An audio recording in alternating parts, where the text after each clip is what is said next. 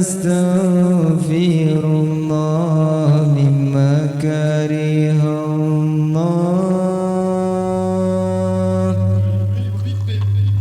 عدد ما وسعته رحمة الله اللهم صل على سيدنا محمد وقد ضاقت هلتي أدركني يا رسول الله لا إله إلا الله لا معبود إلا الله لا إله إلا الله لا موجود إلا الله لا إله إلا الله لا مقصود إلا الله الرحيم الحمد لله رب العالمين الرحمن الرحيم مالك يوم الدين إياك نعبد وإياك نستعين اهدنا الصراط المستقيم صراط الذين أنعمت عليهم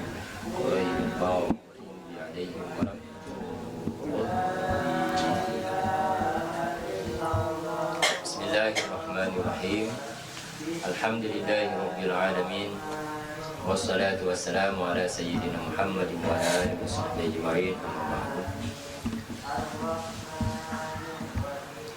Kata-kata ta'zim dan cinta kita kepada murabbi kita Abuya Syekh Haji Amr Al Khalidi, mudah-mudahan Allah Subhanahu wa taala senantiasa memelihara beliau. Amin ya rabbal alamin. Baiklah, pada malam ini kita membaca makalah yang telah dituliskan oleh Abuya di Darussalam pada tanggal 11 November tahun 2016. Makalah ini berjudul dengan dakwah. Dakwah adalah untuk mendakwahkan kita agar kembali kepada Allah dan Rasul. Sebagaimana firman Allah, "Ud'u ila sabili rabbik bil hikmati wal mau'izatil hasanati." Allah berfirman di dalam Al-Quran, seru olehmu kepada jalan Tuhanmu.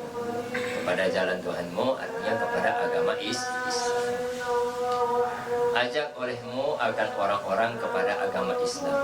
Dengan cara apa engkau mengajak mereka?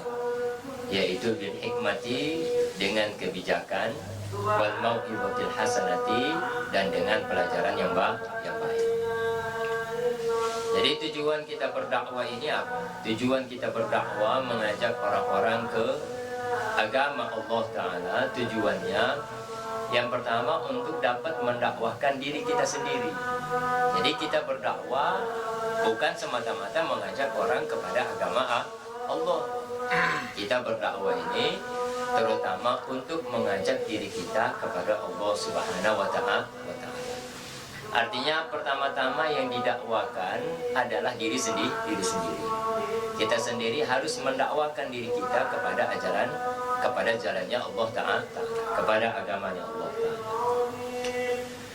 Maka sebelum kita memperkenalkan jalan, pertama-tama kita harus memperkenalkan siapa Allah dan siapa Rasulullah.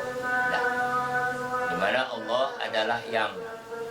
Allah adalah sang pemilik agama Islam, dan Rasulullah adalah utusan Allah, seseorang yang diutus oleh Allah bersama mukjizat-mukjizatnya, di mana Rasulullah diutus tujuannya untuk menyampaikan ketauhidan. Menyampaikan apa? Menyampaikan ketauhidan. Setelah dia mengenal siapa Allah dan dia mengenal siapa Rasulullah, kemudian mengucapkan dua kalimat syahadat. Asyhadu an la ilaha illallah wa asyhadu anna Muhammadan abduhu wa rasuluh. Nah, jadi pengucapan dua kalimat syahadat ini harus disertai dengan ilmu pengetahuan. Artinya kita harus tahu siapa Tuhan kita, apa saja sifat-sifat yang wajib bagi Tuhan kita, dan apa saja sifat-sifat yang mustahil dan yang boleh bagi Allah. Setelah itu kita juga harus mengetahui sifat-sifat yang wajib bagi seorang Rasul, yang mustahil dan juga yang boleh bagi seorang Rasul. Dan kita juga harus tahu Nabi Muhammad itu orang tuanya siapa, ayahnya siapa, ibunya siapa, anak-anaknya siapa, lahir di mana, besar di mana, hijrah kemana, meninggal di mana, dan dikuburkan di mana. Jadi setelah kita mengetahui semua itu, barulah kita mengucapkan dua kalimat syahadah. Artinya ucapan dua kalimat syahadah itu barulah sah apabila disertai dengan pengetahuan.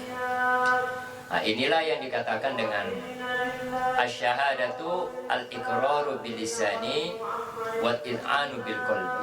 Jadi syahadah, pengucapan dua kalimat syahadah itu sesungguhnya adalah pengakuan dengan lidah disertai dengan pengakuan dengan hati. Jadi kita mengucapkan dengan lidah, aku bersaksi tidak ada Tuhan kecuali Allah, dan aku bersaksi bahwa Nabi Muhammad adalah utusan Allah.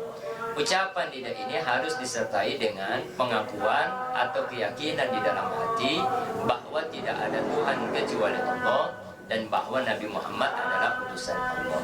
Dan keyakinan itu harus disertai dengan pengetahuan tentang sifat-sifat yang ada pada Allah dan juga sifat-sifat yang ada pada Rasulullah. Nah, apabila ucapan dua kalimat syahadah disertai dengan keyakinan dan juga dengan pengetahuan, maka ucapan itu telah sah. Tetapi pengucapan dua kalimat syahadah itu, sekalipun dia telah sah, ucapan dua kalimat syahadah tersebut itu tidak akan berbekas di dalam hati apabila tidak ada syuhud dan ma'rifah di dalam hati kita. Artinya kita telah mengucapkan asyhadu an la ilaha illallah wa asyhadu anna Muhammadar Rasulullah. Aku bersaksi bahwa sesungguhnya tidak ada Tuhan kecuali Allah. Aku bersaksi bahwa Nabi Muhammad adalah utusan Allah. Apabila tidak ada syuhud dan ma'rifah di dalam hati kita, tidak ada syuhud dan ma'rifah, artinya apabila kita tidak dapat menyaksikan sifat ketuhanan nyata di dalam hati kita, apabila kita tidak dapat menyaksikan keberadaan Allah Subhanahu wa Ta'ala di dalam hati kita, maka ucapan dua kalimat syahadah yang kita ucapkan itu tidak dapat mempertahankan atau mengokohkan agama kita. Ya, jadi kita sudah mengucapkan dua kalimat syahadah. Seharusnya setelah kita mengucapkan dua kalimat syahadah tersebut, ya, apa saja yang diperintahkan oleh Allah dan apa saja yang diperintahkan oleh Rasulullah, itu seharusnya tidak ada keraguan di dalam hati kita untuk melaksanakannya. Dan apa saja yang dilarang oleh Allah dan apa saja yang dilarang oleh Rasulullah, seharusnya tidak ada keraguan di dalam hati kita untuk meninggalkannya. Lalu kenapa berat bagi kita untuk melaksanakan perintah dan meninggalkan larangan? Itu disebabkan karena tidak ada syuhud di dalam hati kita. Artinya keyakinan kita akan ketuhanan Allah, keyakinan kita akan kerasulan Nabi Muhammad SAW, keyakinan itu tidak berbekas di dalam hati. Nah, berbekasnya keyakinan itulah disebut dengan syuhud. Nah, berbekas keyakinan itu disebut dengan syuhud. Kita mengakui bahwa tidak ada Tuhan kecuali Allah. Yang namanya Tuhan adalah yang mengatur segala sesuatu. Kita akui bahwa Allah yang mengatur segala sesuatu. Tetapi betapa besar keraguan di dalam hati kita tentang kepemimpinannya Allah Subhanahu wa Ta'ala. Nah, keraguan-keraguan inilah yang menghalangi kita untuk patuh kepada Allah Subhanahu wa Ta'ala. Nah, jadi kita ragu bahwa urusan-urusan kita di dunia ini semuanya dipimpin, diurus oleh Allah Subhanahu wa Ta'ala. Nah, karena ragu-ragu ini sehingga kita pun lebih kepada mengejar dunia dan tidak bersungguh-sungguh patuh kepada Allah Subhanahu wa Ta'ala. Nah, jadi itu. Jadi ucapan dua kalimat syahadah harus disertai dengan keyakinan. Keyakinan itu harus disertai dengan pengetahuan, sehingga ucapan tersebut sah. Dengan makna sah kita menjadi seorang muslim apabila kita mengucapkan dua kalimat syahadah disertai dengan keyakinan dan pengetahuan. Tetapi sahnya kita sebagai Islam, dengan sebab mengucapkan dua kalimat syahadah itu tidak dapat mengokohkan, tidak dapat mempertahankan, menyempurnakan akan keislaman kita apabila yang kita saksikan itu tidak berbekas, tidak menjadi kenyataan di dalam di dalam hati kita.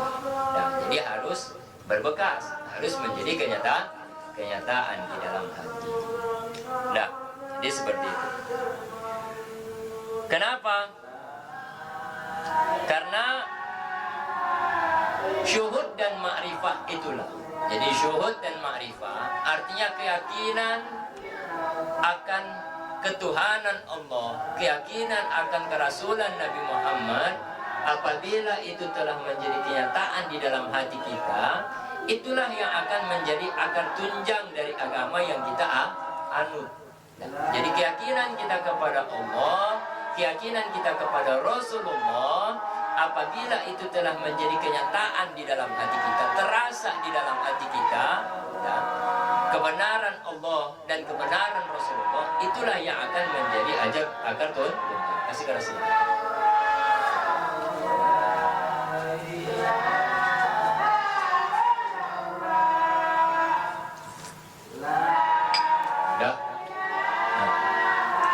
Sekali itu, itu. Bila mana syahadah ini tidak ada, maka Islam tidak akan berdiri kokoh. Kita sudah mengucapkan 2 kalimat syahadah, tetapi kandungan daripada 2 kalimat syahadah itu tidak berbekas, tidak menjadi kenyataan di dalam hati. Maka agama Islam yang kita anut ini tidak akan pernah berdiri kokoh. Sedikit saja digoyang oleh ajaran lain atau aliran yang datang dari luar atau aliran yang datang dari orang kafir, orang munafik dan orang fasik, dan dari dalam yaitu hawa nafsu syaitan dan dunia, maka akan tumbang, tidak tetap, tidak istiqomah dalam diri batin umat Islam. Artinya agama Islam itu akan tumbang, dia akan tumbang. Dengan sebab apa dia tumbang? Dengan sebab tidak ada syuhud, tidak ada makrifah di dalam hati kita. Keyakinan kita akan kandungan syahadah itu apabila tidak menjadi kenyataan di dalam hati kita, maka agama Islam kita ini akan tumbang. Sedikit saja digoyang oleh orang-orang luar. Jangankan orang luar, sedikit saja digoyang dari dalam, artinya hawa nafsu, maka agama Islam kita akan tumbang. Makanya perampok-perampok itu bukan dia tidak paham agama, ya kan? Perampok-perampok di jalan itu bukan tidak paham agama. Mereka paham tentang merampok itu hukumnya haram. Terlebih jika dia beragama Islam. Mencuri itu haram, membunuh itu haram. Tapi kenapa dia melakukan itu? Karena 2 kalimat syahadah yang dia ucapkan kandungannya tidak berbekas, tidak menjadi kenyataan di dalam hati. Tidak ada syuhud, tidak ada ma'rifah. Jadi seperti itu juga kita. Kenapa kita masih jatuh di dalam ma'rifah padahal kita sudah mengucapkan 2 kalimat syahadah? Kita masih jatuh di dalam maksiat padahal kita sudah mengucapkan 2 kalimat syahadah, karena tidak ada syuhud, tidak ada ma'rifah di dalam hati kita. Dah, bisa dipahami itu? Tidak ada apa? Tidak ada syuhud, tidak ada ma'rifah. Apa itu syuhud? Jadi syuhud atau istilah lainnya syahadah atau musyahadah. Syuhud atau musyahadah artinya adalah terangkat hijab. Terangkat hijab. Nah, jadi seperti pengajian kita kemarin, takwa itu ada 3 tingkat. Takwa ada 3 syarat. Syarat yang pertama, tidak menyekutukan Allah Ta'ala baik secara zahir, baik secara jali maupun secara khafi. Bagaimana makna kita menyekutukan Allah secara jali? Menyekutukan Allah secara jali dengan makna kita mengiktikadkan ada Tuhan selain Allah. Berarti kita telah menyekutukan Allah secara jali. Lalu bagaimana makna kita menyekutukan Allah secara khafi? Menyekutukan Allah secara khafi dengan makna kita tidak mengiktikadkan ada Tuhan selain Allah, tetapi di dalam hati kita meyakini bahwa ada kuasa pada selain Allah, ada kuasa pada diri kita untuk melakukan segala hal. Nah, maka meyakini ada kuasa pada selain Allah termasuk diri kita untuk melakukan sesuatu, itu adalah syirik khafi.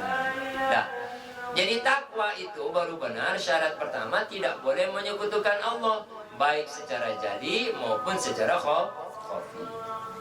Nah, yang kedua, kalau syirik jadi menghilangkannya dengan apa? Syirik jadi menghilangkannya dengan tauhid akidah.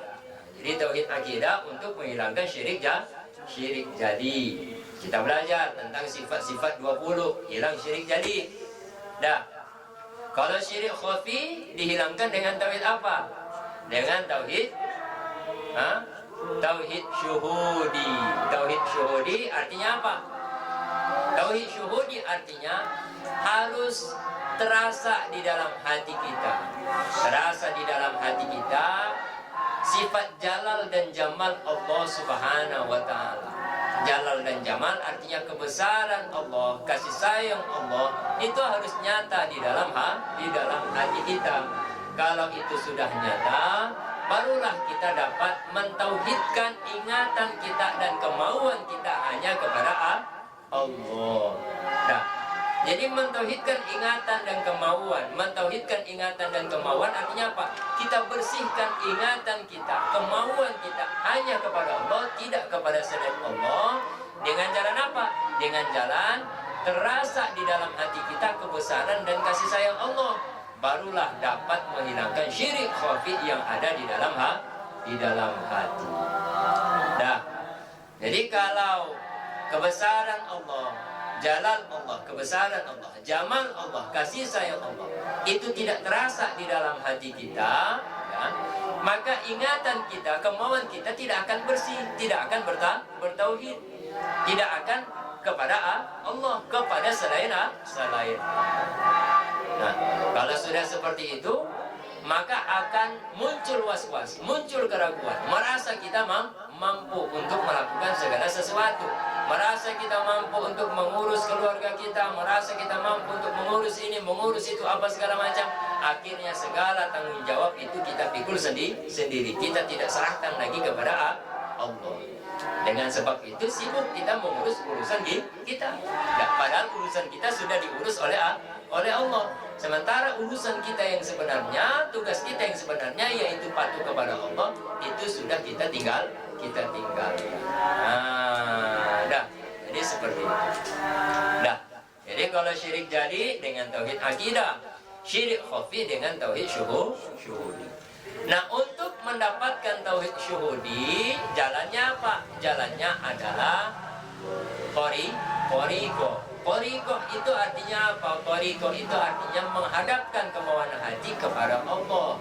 Dengan jalan apa kita menghadapkan kemauan hati kepada Allah? Dengan selalu memelihara ingatan hati kita, senantiasa zikir, ingat kepada Allah sepanjang nafas.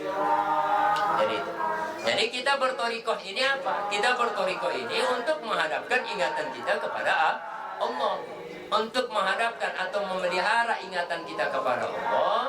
Supaya apa? Supaya kebesaran Allah yang kita yakini, kasih sayang Allah yang kita yakini. Allah ini Allah ini maha perkasa. Allah bisa mendatangkan musibah kepada kita. Nah, kita tahu hal itu, tetapi tidak nyata. Kebesaran Allah, keperkasaan Allah Ta'ala itu tidak nyata di dalam hati, sehingga tidak ada ketakutan di dalam hati kita kepada Allah. Kita lebih takut kepada manusia, kepada makhluk. Kepada Allah sendiri yang maha perkasa kita sudah tidak takut lagi. Jadi seperti itu, ya kan? Jadi Allah itu maha perkasa, Allah juga maha pengasih, maha penyayang. Artinya kebaikan Allah itu selalu dilimpahkan kepada kita. Allah berikan apapun yang kita butuhkan, tetapi kebaikan Allah tidak terasa. Kenapa itu tidak terasa? Karena ingatan hati kita tidak kepada Allah. Ingatan hati kita tidak dihadapkan, tidak diarahkan kepada Allah. Maka Qoriko menghadapkan ingatan kita kepada Allah, supaya kebesaran Allah, kasih sayang Allah itu bisa terasa di dalam hati kita, sehingga kita dapat menghilangkan syirik-syirik khafi yang ada di dalam hati. Itu maknanya. Jadi itu takwa yang pertama. Takwa yang kedua adalah tidak bermaksiat kepada Allah. Syarat takwa yang kedua tidak bermaksiat. tidak bermaksiat baik secara zahir ataupun maksiat secara batin. Dah. Nah, untuk tidak bermaksiat kepada Allah, tentunya pertama kita harus memiliki ilmu. Karena kalau kita tidak ada ilmu, artinya kita tidak tahu apa yang diperintahkan, apa yang dilarang. Lalu bagaimana kita menghindari maksiat? Nah, ya. Dah. Ini ada rokok di atas meja. Dah. Kalau kita tidak tahu tentang hukum memiliki sesuatu yang bukan milik kita, ini ada rokok di atas meja. Tengok kanan, tengok kirinya ada orang. Oh, sudah ambil jempol Islam. Dah. Bagaimana hukum Islam? Hukum Islam, apabila ada sesuatu yang bukan milik kita, tidak boleh kita ambil. Harus cari pemiliknya. Nah, cari pemiliknya, diizinkan baru boleh kita gunakan, kita miliki. Nah, dah jadi seperti itu. Jadi untuk menghindari maksiat harus ada ilmu. Ilmu artinya kita harus tahu apa saja yang diperintahkan dan apa saja yang dilarang dan apa yang dibolehkan. Barulah kita dapat menghindari maksiat.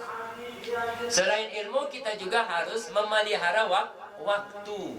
Kehormatan waktu itu harus dipelihara supaya kita terhindar dari maksiat. Kita sudah tahu sholat itu wajib, tetapi kalau tidak ada usaha dari diri kita untuk memelihara kehormatan waktu, artinya menjaga waktu-waktu sholat tersebut, sehingga kita mengerjakan sholat itu di dalam waktu, tidak di luar waktu. Apabila tidak ada usaha, maka kita juga tidak akan pernah bisa meninggalkan perbuatan maksiat. Nah, jadi pertama apa? Ilmu. Yang kedua, berusaha untuk memelihara kehormatan waktu, dengan makna kita kerjakan umpama sholat fardu pada waktunya. Jangan sampai keluar dari waktu. Kalaupun keluar dari waktu, harus ada penyesalan. Yang ketiga, supaya terhindar dari maksiat, bagaimana caranya? Untuk terhindar dari maksiat, maka kita harus berteman. Dengan siapa berteman? Kita berteman dengan orang-orang yang salih, orang-orang yang berjalan hatinya kepada Allah Subhanahu wa Ta'ala, yang mereka adalah orang-orang yang arif billah. Artinya kita harus mencari seorang guru, seorang mursyid yang telah sampai pada maqam ma'rifah, di mana merekalah yang akan memperbaiki keyakinan kita dan kepatuhan kita kepada Allah Subhanahu wa Ta'ala. Jadi ilmu dan usaha untuk mengamalkan ilmu yang kita ketahui itu tidak cukup untuk memperbaiki ketakwaan kita kepada Allah. Nah, ilmu dan amal kita itu tidak cukup. Kita butuh seorang mursyid yang akan menyempurnakan ilmu dan amal kita. Nah, itu maknanya. Jadi lanjut, kemudian di selain kita memperkenalkan syahadah. Jadi selain kita memperkenalkan syahadah artinya apa? Artinya bukan semata-mata kita memperkenalkan bagaimana mengucapkan dua kalimat syahadah. Jadi kita mengucapkan dua kalimat syahadah disertai dengan keyakinan dan juga ilmu, dan harus ada syuhud di dalamnya. Karena apabila tidak ada syuhud, maka keislaman kita itu tidak akan kokoh. Sedikit saja digoyah, diganggu, maka akan hancur. Itu udah dipahami? Nah, jadi ulang. Pertama-tama kita mengucapkan dua kalimat syahadah. Mengucapkan dua kalimat syahadah ini harus disertai dengan id'an, pengakuan di dalam hati akan ketuhanan Allah dan kerasulan Nabi Muhammad. Kemudian juga harus disertai dengan pengetahuan. Artinya kita harus tahu sifat-sifat Allah dan sifat-sifat Rasulullah. Nah, barulah pengucapan dua kalimat syahadah itu sah. Artinya sah kita menjadi seorang muslim. Tetapi keislaman kita ini akan sempurna, akan bagus, akan baik apabila kandungan dari dua kalimat syahadah itu telah menjadi kenyataan di dalam hati kita. Itu diistilahkan dengan syuhud, diistilahkan dengan ma'rifah. Artinya mengucapkan dua kalimat syahadah semata-mata itu tidak cukup. Harus ada syuhud, harus ada ma'rifah di dalam hati kita, baru Islam ini bisa kokoh. Baru Islam ini bisa kokoh. Dah, syuhud itu apa? Syuhud itu artinya terangkat hijab. Terangkat hijab. Dah, artinya apapun yang menghalangi kita dari Allah Subhanahu wa taala itu harus hilang dari pandangan batin kita. Nah, hilang selain Allah dari pandangan batin kita, nah, itulah yang disebut dengan syuhud, dan itulah syarat takwa yang ketiga. Jadi syarat takwa itu 3. Pertama, tidak boleh menyekutukan Allah. Yang kedua, tidak boleh bermaksiat kepada Allah. Yang ketiga, tidak boleh terhijab Allah dengan selain Allah. Tidak terhijab Allah dengan selain Allah. Inilah syuhud dan ma'rifah. Dah. Apabila telah ada syuhud, telah ada ma'rifah di dalam hati kita, barulah keislaman kita bisa kok. Dah. Orang barat mau datang, tidak apa. Jadi tidak bisa mengganggu keislaman kita. Artinya kita akan senantiasa patuh kepada Allah SWT. Dah, paham? Dah. Jadi ini disampaikan supaya orang-orang paham bahwa Islam itu tidak cukup semata-mata mengucapkan 2 kalimat syahadat. Harus ada syuhud, harus ada ma'rifah. Jadi itu pertama yang kita dakwakan. Dakwah artinya sampaikan ke orang. Dah, sebelum orang lain Anda sampaikan ke diri sendiri. Pahamnya enggak? Sudah paham. Kalau udah paham, boleh sampaikan ke orang. Jangan sampaikan ke orang, diri sendiri tidak paham. Ya, bagaimana posisinya? Jadi itu dulu. Yang kedua,